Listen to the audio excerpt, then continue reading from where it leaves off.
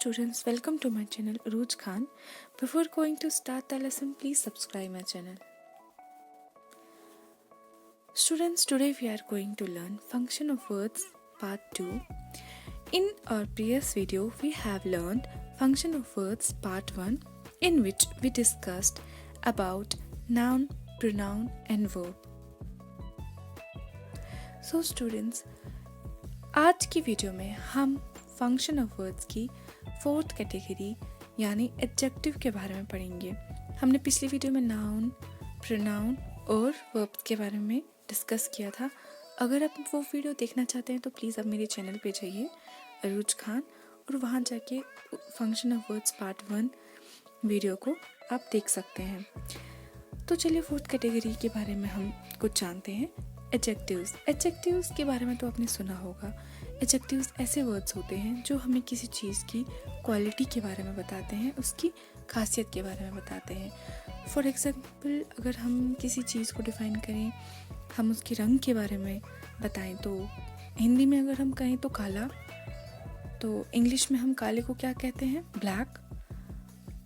और हिंदी में अगर हम या उर्दू में हम किसी का रंग सफ़ेद बोलें तो इंग्लिश में वो क्या?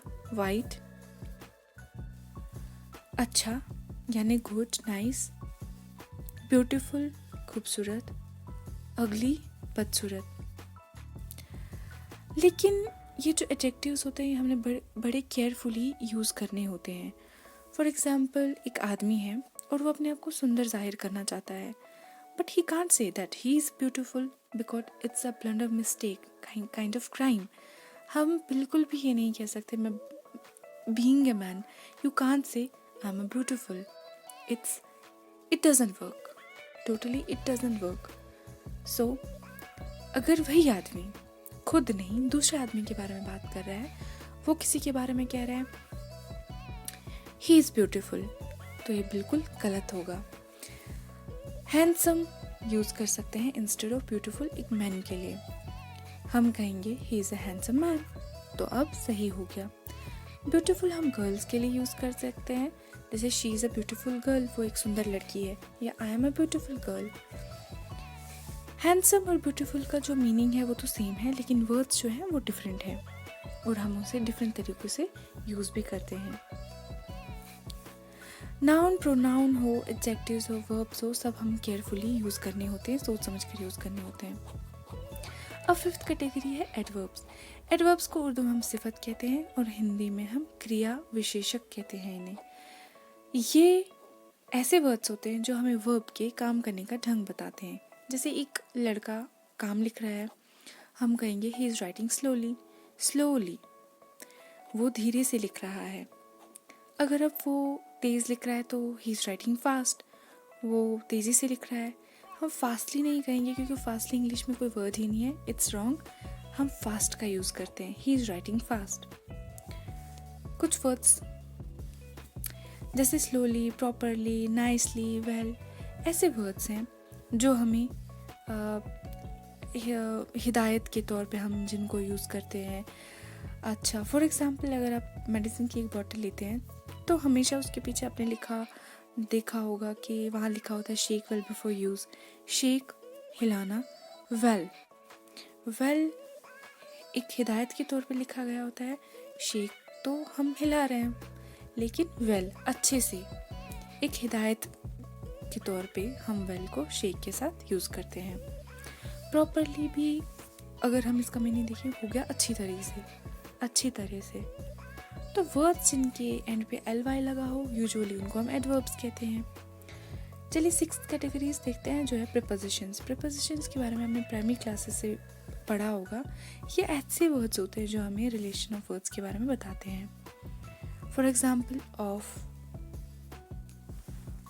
को हिंदी में हम कहते हैं का या के। अब सेंटेंस में लेंगे तो a product of India, India का प्रोडक्ट, इंडिया की चीज़, इंडिया का उत्पाद। There is a pen in my pocket. In एक छोटा सा वर्ड है, लेकिन इसने पेन का रिलेशन पॉकेट के साथ हमें बताया।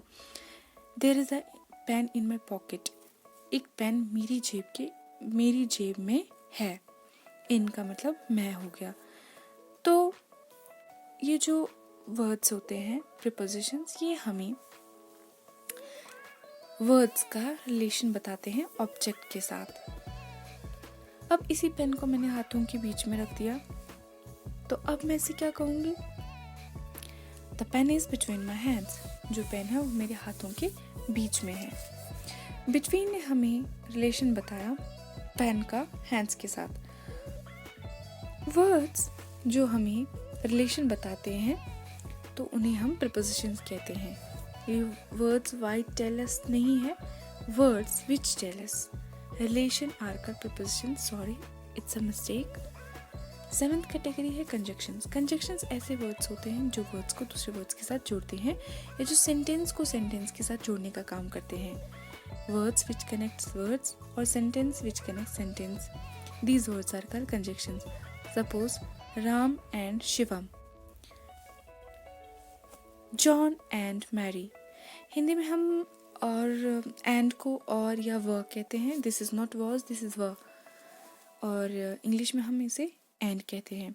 बट भी एक प्रपोजिशन का काम करेगा, दो सेंटेंसेस को आपस में जोड़ने का काम। जैसे कि I am a boy but she is a girl, मैं एक लड़का हूँ पर वो एक लड़की है। तो बट ने यहाँ पे सेंटेंस को सेंटेंस के साथ कनेक्ट करने का काम किया। तो आपको समझ में आ गया होगा, कंजक्शंस ऐसे वर्ड होते हैं जो सेंटेंस को सेंटेंस के साथ जोड़ने का काम करते हैं या वर्ड को वर्ड के साथ जोड़ने का काम करते हैं। लास्ट कैटेगरी, 8th कैटेगरी, जो है इंटरजेक्शंस। इंटरजेक्शंस ऐसे वर्ड्स होते हैं जिन्हें हम उर्दू में मुताकलत कहते हैं और जो किसी सडन फीलिंग को जाहिर करने का काम करें। फॉर एग्ज़ाम्पल, मैंने किसी फ्रेंड को अचानक से देखा तो मैं कहूँगी उसको दूर, वो मुझसे दूर है तो मैं उसको बुलाऊँगी हे। और अगर मैंने कोई चीज़ देखी और मुझे हैरानी हुई, मैं कहूँगी ओह। और अगर ऐसा हो गया कि किसी का पैर मेरे पैर पे पड़ गया तो मुझे दर्द की फीलिंग हुई, तो मैं अचानक से सडन फीलिंग जाहिर करूँगी, मैं कहूँगी आउच। तो ऐसे वर्ड्स जो सडन फीलिंग्स को जाहिर करते हैं उन्हें हम इंटरजेक्शंस कहते हैं। उम्मीद है आपको वीडियो में जो भी मैंने आपको कैटेगरी समझाई आपको अच्छे से समझ में आया होगा। तो ये 8 categories, noun, pronoun, verbs, adverbs, adjectives, propositions, conjunctions and interjections, ये एक फैमिली है इंग्लिश में।